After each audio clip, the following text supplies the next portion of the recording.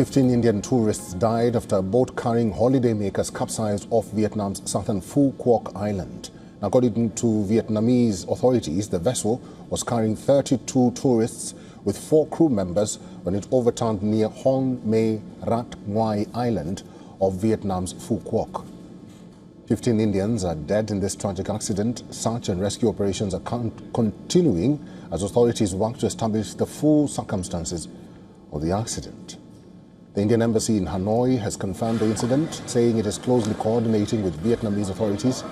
The embassy, in the latest update on social media, says that 32 Indian tourists were on board the boat which capsized in Vietnam.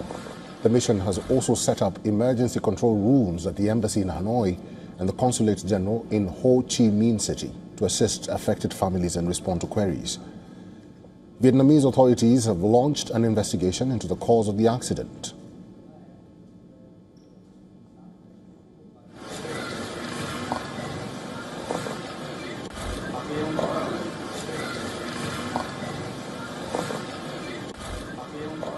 Our assistant editor for Foreign Affairs, Sidhan Subol, has sent us this report.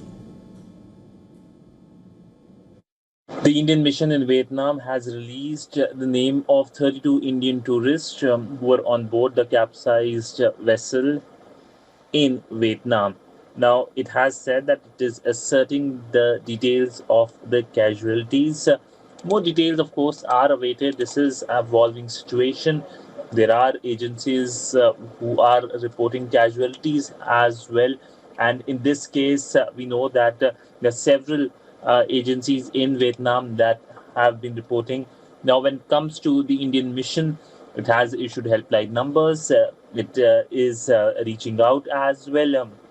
And when it comes to the situation on the ground, we know that from the visuals, it's clear that there was immediate relief measure by the Vietnamese authority.